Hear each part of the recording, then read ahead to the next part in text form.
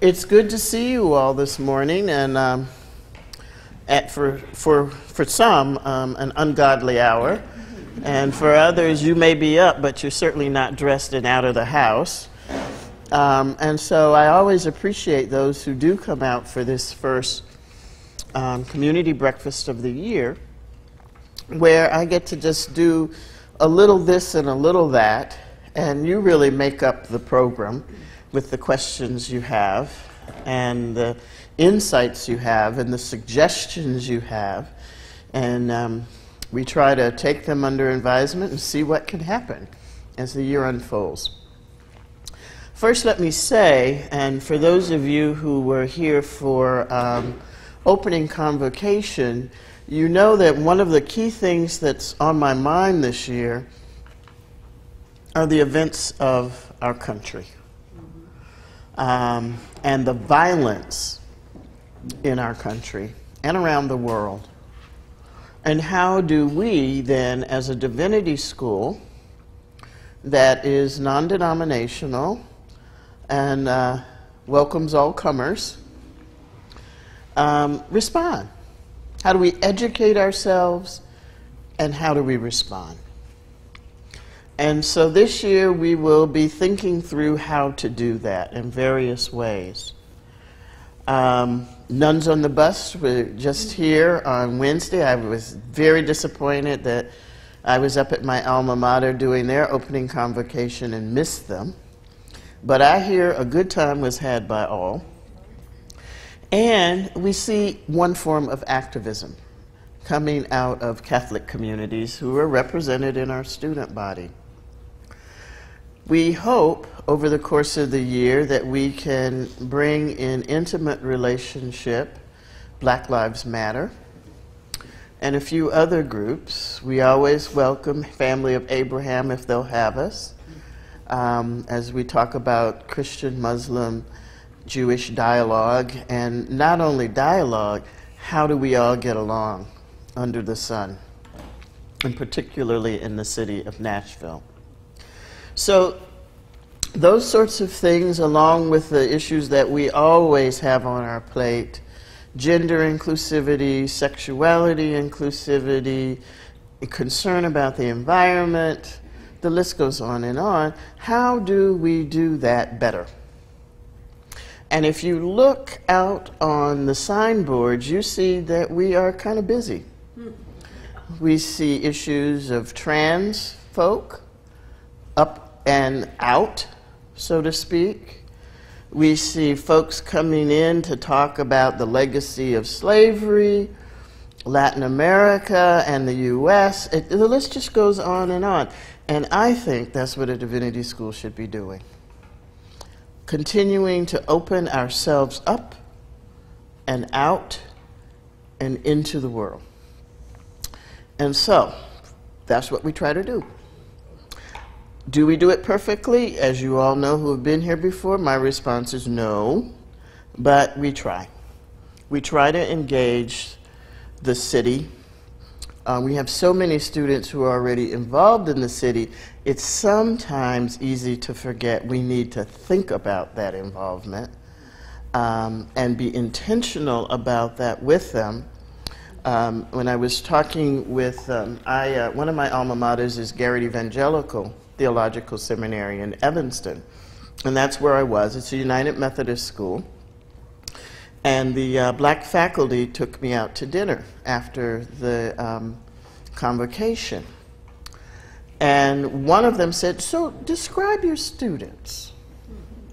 So I started to talk about the best attributes of all of our students, and then I paused and I said, you know, we got a lot of activists in our student body of all kinds. We don't just do one thing here. And they just looked at me like I had slipped into Portuguese and said, activist? I tried, I was really good. I didn't say, oh, I forgot you're United Methodist, because that would not be fair to United Methodism. It might be more indicative of that school. But I said, yeah, that was one of the things that attracted me here, that the student body is alive. And we're trying, you know, sometimes it's hard to get you back into the classroom so we can get you out of here, but it's important that we have that kind of churning, I think. And I think we have to have that kind of churning to live into what we say in our purpose statement, to live into what we say in our statement of commitments, and to realize that we are not finished, nor should we get smug or comfortable. So that's part of what's on my mind this year, is how do we do that? And frankly, that's the fun part of my job. The part of my job that keeps the lights on and the building standing as much as it possibly can are things like student financial aid, which is an ongoing concern. The building renovation project, which is moving at its normal pace in a university setting, slowly. But we are hopeful that soon, hopefully sometime in the winter, we'll get a good word from the Board of Trust, and we can start to move on that in the summer of 16, hopefully not 17, because it'll just be more expensive. We have co-curricular programs that we're really wanting to get better funded. Global education, KMSI, religion, arts, and contemporary culture are the three that are most highly on my mind these days. And a host of other things. Those are sort of the nuts and bolts things that have to happen. The budget has to happen, and we have to live within the budget we have, and learn how to be creative with it. So thank goodness we have imagery of making bricks with no straw to draw on, and that's part of what we will do this year. So I anticipate it to be a full and rich year, a year full of challenges, a year in which we want to hear, or at least I want to hear from the community, and particularly folks who are here and folks who have graduated from here, about how we can do and what we can do with the resources we have at this moment. Oh, and there's that little thing called planning for the capital campaign. Interesting how I let that one slip. And I would suspect the Divinity School slice of that university campaign will be somewhere around $36 to $40 million. So we got a lot of work to do. And I'm excited still. At that dinner on Wednesday night, they said, well, do you like what you do? I said, absolutely. I haven't smacked anyone, at least not physically.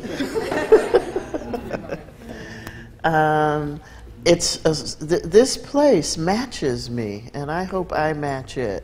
The kinds of commitments this place stands for, whether we actually live them out, but at least they're aspirational. You just don't see at other schools. I was curious walking past the president's bulletin board at Garrett. They were concerned about everything but sex and sexuality. And I thought, I am so glad I don't have to hit the delete button about that here. And other schools have other things they can't touch. That's the sort of the challenge of a denominational school. But then there are other schools in our peer group, like University of Chicago. If it's not in a book, they don't know it. I can say that because I'm a graduate of University of Chicago. I don't want that for us either. Blending head and heart. That's what we're about. And that's what I hope to continue to steer us toward now as I begin my third year at Vanderbilt, to see what it can be. And so we must be those who stand at the ramparts and watch for the coming day. So that's all I have to say, and so I'd like to open up the floor to any of you and ask that you wait until Shatika gets to you with the microphone, because it's being recorded, and if you don't speak into the microphone, folks won't know what you said when I start talking to answer your question or to respond. So, the floor is open.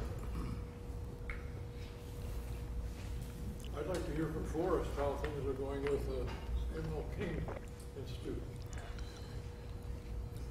Don Baswinger, you would do that, would you? He would. Don Baswinger and I go way back. Let me interrupt you first. Don asked how KMSI, Kelly Miller Smith Institute, is doing. Right. And Don was there at the formation, at the beginning of the Kelly Miller Smith Institute, so he has a good history that supports his question. The Kelly Miller Smith Institute continues to evolve with the premise that it started with, and that is the perpetuation of prophetic ministry and social justice through the black churches and their leadership, and trying to imagine ways in which that relates to the community and congregations that are served by the black churches.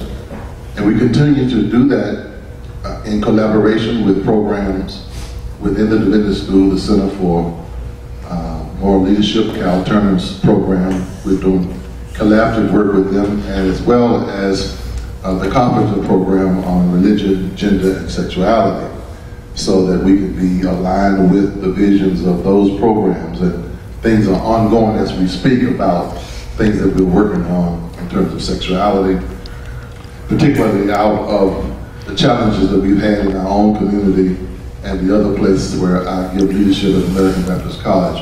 We're putting together a consultation that we hope will draw national involvement as it relates to how to continue to educate publics about human sexuality in a way that we can improve and advance a better perspective and a better way of affirming people who are non-heterosexual.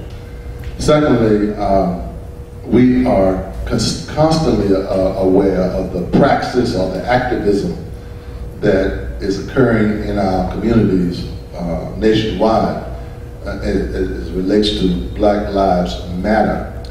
And there's a course that I'm teaching this semester called Religious Leadership and Liberation, with the intentionality of defining what religious leadership is in light of liberation and the ethics and theology that calls for, and how our students are shaped by that activism, and first from the interiority to the internal way in which that impacts their character as a leader.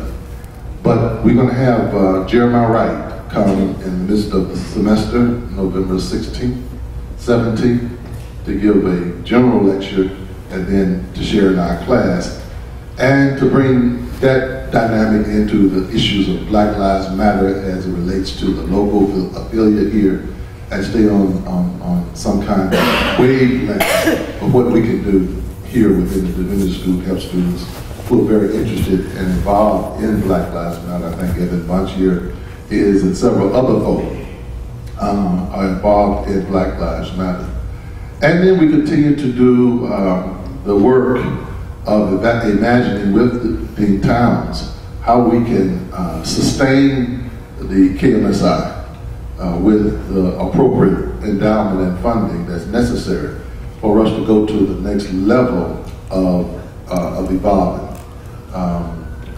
We do have the endowment that we've had for a number of years, but it's substantially unacceptable to the levels that we need it to grow in order for us to affirm a larger umbrella of activities under Black Church Studies. So essentially, that's where we are.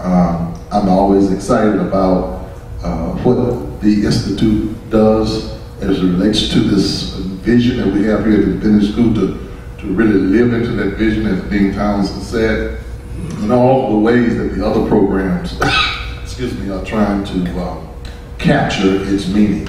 don't do it perfectly, but we've been doing it now for 20 plus years. Some years.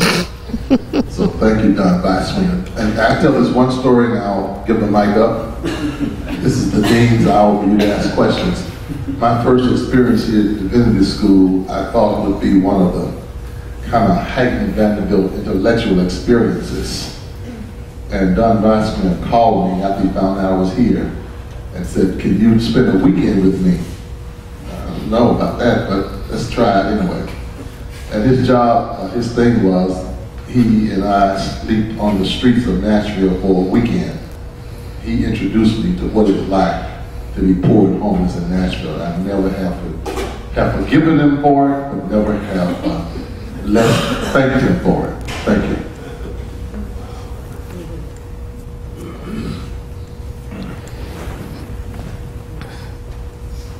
Indeed, if you would just repeat the question. Oh, okay. As a student here in a couple pretty large lecture classes, I'm wondering if there's a conversation about potentially moving lectures online or mitigating that structure somehow to leave more room in class for actual discussion. The question was, given we have 1, 2, 3, about 5 large lecture classes, maybe 6 in the course of the curriculum, if there's been any discussion about moving those classes online or mitigating the size, et cetera, et cetera. It's not a new question, which is a good thing. And we are just beginning a curricular transformation process that will take 2 years, unfortunately, but you can't get a faculty to move much faster than that when a curriculum as old as ours, which really hasn't been touched since the mid-'80s, which is why I said it's a transformation, not a revision, because we don't need to revise something that old. We need to really come up with something new. And that's certainly a part of that conversation. Now, most students are surprised to find, as is the faculty, that our average class size is 4 to 1. 4 students to 1 faculty. So once you get out of the large lecture classes, which are designed to give you foundational material, the majority of the curriculum are small seminars. And so even though, are you MDiv or MTS? MDiv, you probably won't reap the benefit of the revision fully, but if you can hold on past your first year and a half, you will get what you are looking for now, because that's the way the curriculum is set up. Online education has been a question, and there are some folks who are interested in exploring it on the faculty, and there are others who aren't. So we're not of one mind yet about it. I think for me, as I think about online education, my key question is, how do you do formation online? There are some classes I think that's not a big issue.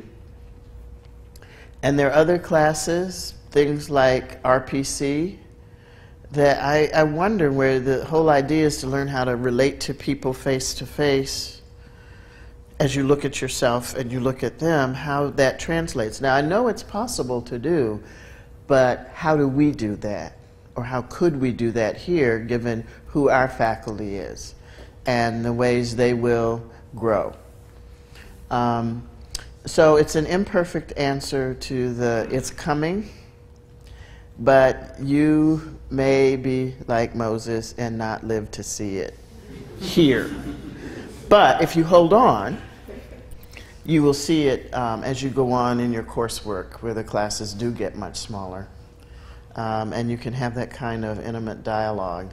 And for now, my best advice is when you are in small groups, and take advantage of those occasions, working with either faculty or TAs to really dig into the material and get what you need. That's what they're designed to do. So.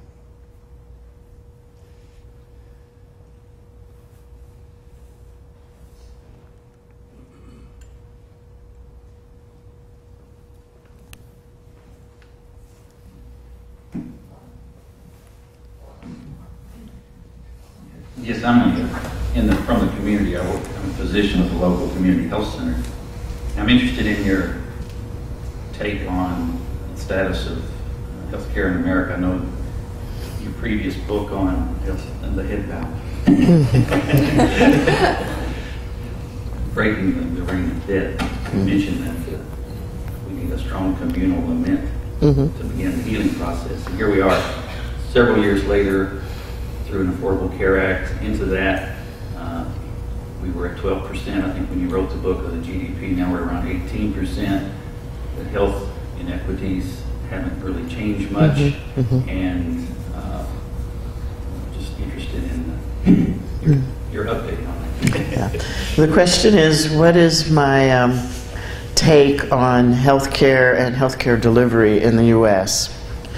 And he noted that I dropped my head at the asking of the question, which indicates some of my opinion.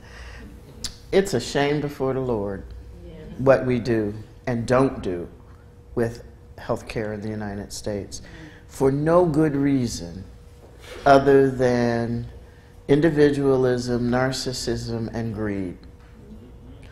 And what happens is we all suffer. We act like it's the folk who are poor that are the ones who are responsible for both their poverty and their poor health.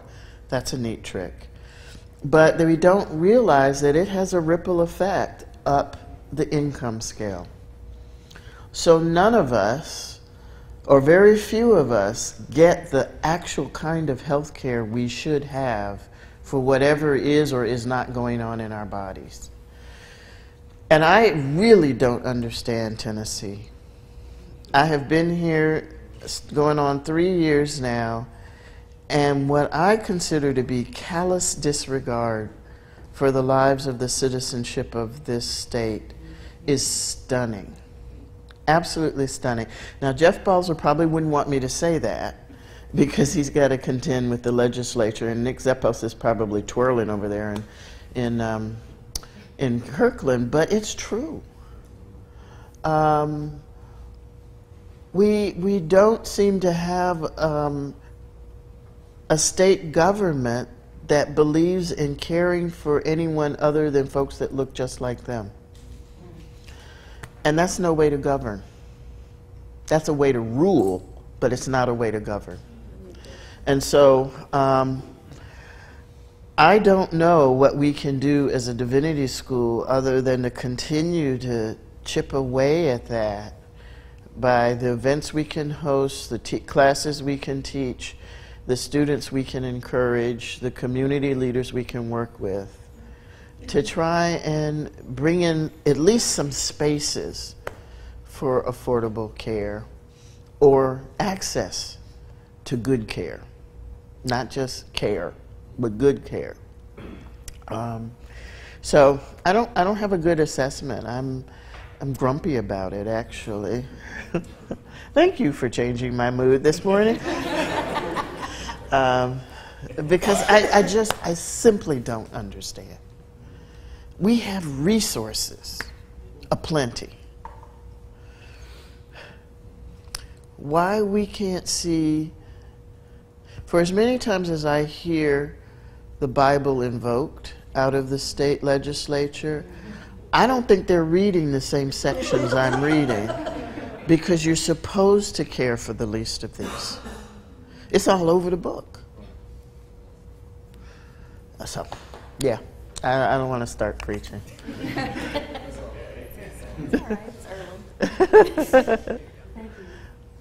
Good morning. My name is Laura Valentine. I'm the Executive Director of Pinyon Ridge Retreat Center.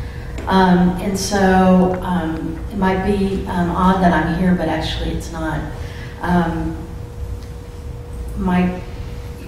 Listening to you talk about the students here and how they are engaged in curriculum, they are engaged in peace and social justice issues, they are engaged in activism, leads me to the question, what is the Divinity School doing to help teach your students the art of wellness, so that as they move from student to citizen to leader, that there is not only an example given, but tools given so that they can maintain for the long haul that inner strength and wellness that it takes to be the leader that you're hoping they will be in the world. Thank you. The question was, what are we doing in the midst of all of the busyness that is part of the Divinity School? What are we doing to teach our students wellness practices? And I can't thank you enough for that question, because we have taken it seriously over the summer, particularly after our successful reaccreditation.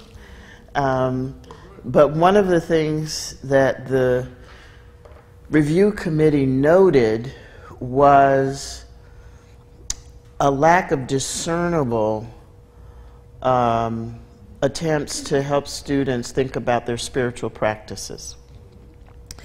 Now, it's interesting because it's sort of there, but it was sort of deep hidden cover. It was our own deep throat, as it were. And so Amy Steele has been working this semester to organize groups that help our students see and experience and learn different spiritual practices. So there's Lectio Divina, there's mindfulness, Tai Chi, Labyrinth, and we're encouraging, we can't make them because it's not required, but we're encouraging students to try all those things and don't only rely on the kind of care they know that they came in here with, because chances are they're going to need more. That's what Divinity School does to folk. And so we are trying to integrate that more and more into the life of the student body and therefore the school. So that's the short answer. And Amy would, if she were here, she'd be able to give you a much more fulsome answer, because it's just started. This last week was the beginning of that move towards those kinds of spiritual practices and learning about them. And I did see some people out doing Tai Chi, which is an art of dedication, since our courtyard tends to experience a great influx of mosquitoes about this time of year. Oh. I had an opportunity yesterday to hear Dr. Lawson at MTSU, and he had some very specific prescriptions for us. I'm going to mention the 4 issues that he said we face today: sexism, racism, violence, and what he called entrepreneurial capitalism, which by that he means some of the things we're talking about, healthcare, where the people that have the wealth are not interested in using they're more concerned about preserving it and preserving their way of life than they are about helping our community. But what I'm interested to know, one of the points he made was that nonviolence that's what he has lived for his entire life. And at the same time, he said, we must not be conflicted in the idea that because we're nonviolent, that we can't be disrupted. And he sees the goal and aim. He was speaking to students there, but I think it was universal, to help students understand how they can be part of this community and cause us to understand and do something about the issues that we have. I'm going to take one issue, which I think in the last mayoral contest was almost disregarded. Probably not many of you would know that last year we had 15,000 children in juvenile court. And when we talked to the candidates about that, they just said, well, Nashville's great. And Nashville is great, but we have some serious challenges, and I'm interested to know how the students can be helped to understand how they can have a role in dealing with some. Okay. I think a good synopsis would be, and help me if I'm wrong, Bernie, is that we have a lot of issues that local government is not paying attention to, and one of them is the extremely high rate of children, because that's what they are, children in juvenile court, somewhere upwards about 15,000, probably more than that would be my guess. And how can we as a school help our students understand the pressing needs that are going on right here in Nashville? Is that a? Yes. Okay, great. I think that part of what we do, or must do, and it varies from class to class because there's a way in which we have academic freedom and I can't tell anybody what to teach around here. Well, I could, but it won't work. Is to take the material that we are working with in our classes and look for the practical applications in life. And some folks do that naturally. In ethics, we kind of do that because we're supposed to. But that might not be true in some other disciplines in the curriculum. But I think there are ways that we can do that. And that's one of the things that I'm hoping that we think about very carefully in curriculum transformation, is doing both theoretical and practical education for our students across the curriculum, not just, you know, if you go to field ed, you'll get it, you know, if you go to ethics, you'll get it, you know, if you go to RPC, you get it, et cetera, et cetera. But where else? And what else? I had lunch last Wednesday, or this past Wednesday, with a graduate, an alumna of our Graduate Department of Religion in Hebrew Bible, Cheryl Anderson. And Cheryl's major project is HIV and AIDS in the Bible. She didn't have any trouble finding the linkages. She has not only, her project not only spans the United States, but she had just gotten back from Brazil, 5 weeks in Brazil, going through the Northeast and a little bit of the South, which is really bizarre down there because it looks like Bavaria. Looking at HIV/AIDS prevention and working with people and teaching classes on the linkages between that disease, that pandemic, and the Bible. So it's possible to do. She was trained here. So she got something in the air here, probably with Jack Sasson, that helped her be able to see what it is when you are a scholar engaged in the world. And that's what I'm hopeful for our faculty across the board. Good morning. Good morning. I'm Andrew. I'm a recent alumnus, and I wanted to respond to the previous question. I don't remember your name, but I recently completed my MTS here, and when I was here, I noticed that there was a very small number of professors that only wore their professor identity in the classroom and didn't share other parts of themselves. But for most of my faculty experiences here at the Divinity School, every faculty member did not see a clear demarcation between the pastoral, the professorial, and the prayerful, and those were blended together as part of the holistic practice by them in their daily lives. And so I think that inspired us to take on those practices. And when I first arrived at the Divinity School, as far as my own personal health and wellness, I was struck by a lack of a visible 12-step recovery community within the Divinity student body. And as an answered prayer, co-student initiated that last year, invited me to partake in that initiative, and I'm assuming it's continuing this year. So not only are, I think, the faculty and the students looking at those areas of wellness that need to be addressed in the community, but when there is one that's missing, someone will take action to create that community. And I'm full-time faculty at Tennessee Tech in Cookeville, and I took a break, not really a break, but I took a kind of an interval over here and commuted from Cookeville for 2.5 years to get the degree.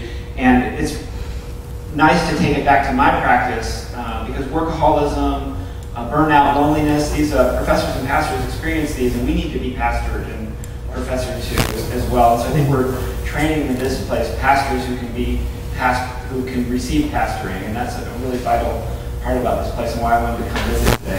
Thank you.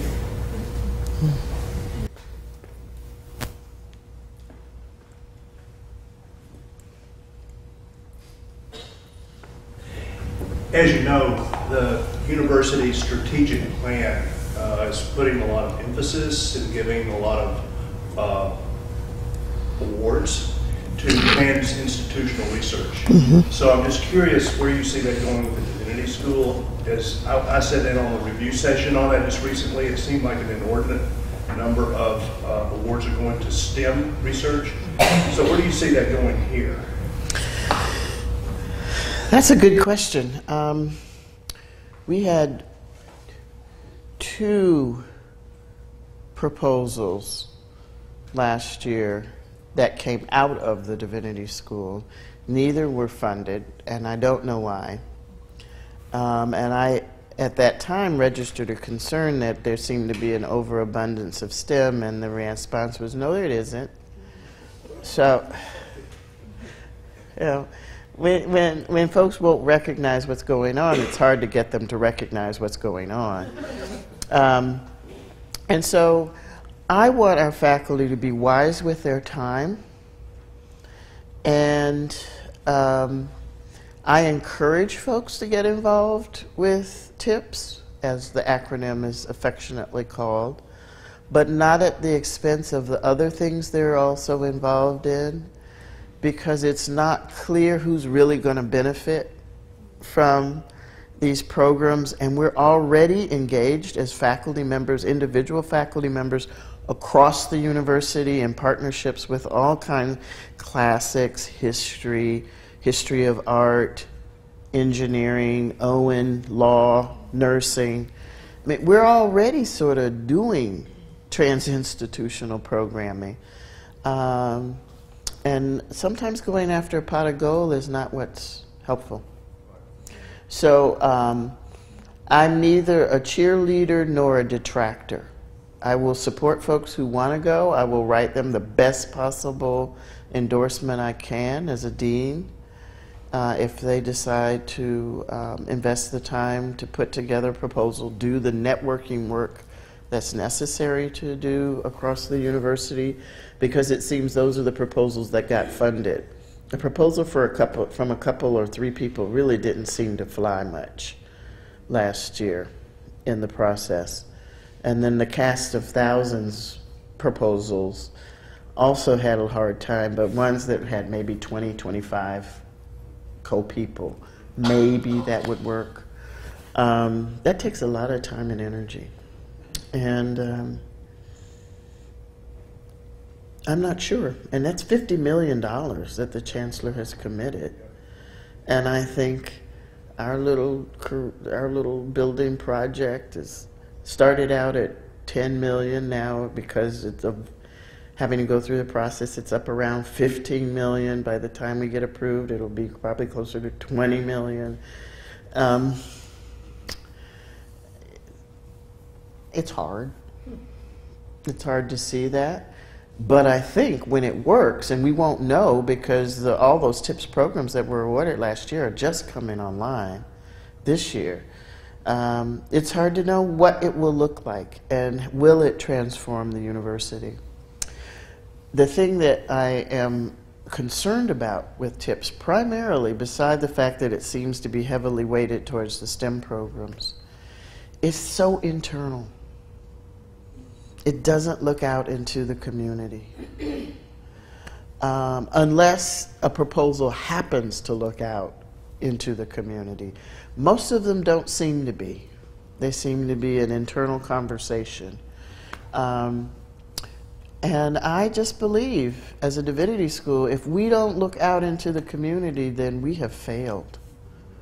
We have absolutely failed, and that's one of the key things that I will keep hammering on for us, is why is it, as a divinity school, we're better known nationally and internationally than in the city of Nashville. We've missed something there, and we need to be engaged in that. I just got the wrap it up sign. Are there any lingering questions, burning things? One more. Yvonne gets the last word. It's not a question, just the conversation about Peniel Ridge. That would you say something, Ms. Valentine, about it as a resource to our students who are looking for a place to rest? Oh, I'm happy to. The question was, would the executive director of Peniel Ridge talk a little bit about the program there as a resource for rest for our students and faculty? Mm-hmm. Yes. And staff? Yes, anyone. First of all, thank you for that very kind invitation. Peniel Ridge is a contemplative interfaith retreat center. We were founded 31 years ago by Donna Joyce Weiswinger and 6 of their peers to provide a quiet, still place where you can be still long enough to hear your own voice and hear the voice of God, however you define that. You can come for the day, you can stay overnight, or you can for however many nights, or you can do what's called extended stay, which is beyond 30 days. We are open year-round. And all you have to do is contact me to book a reservation. The pricing is on our website. It's very cost effective. Students can afford it. Faculty can afford it. I mean, it's really affordable intentionally. And it allows people an opportunity to be just 30 minutes out of the city, but really a world apart, where you can combine quiet peacefulness and stillness with communion with self, with God and creation. Thank you. I may add to that I haven't been in a long time, but the times I have gone, it is well worth the rest. And so we end with a word of rest for all of us. And I would extend that renewal. I hope that as you go through this day, this has been a start that helps set your day in a good way. I will get over the healthcare stuff. Start your day in a good way and into the weekend and into the weeks to come. Thank you so much for coming. Our next